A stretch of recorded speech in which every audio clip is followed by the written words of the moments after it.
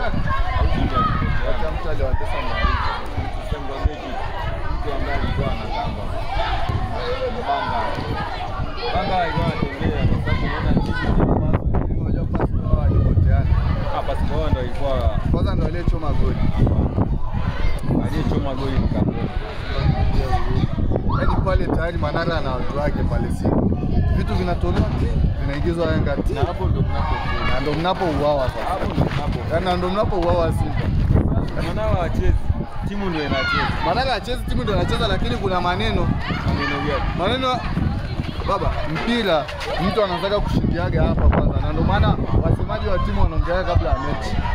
Sasa kama mnakataa mpira unachezwa uwanjani. Mpira unachezwa uwanjani. Lakini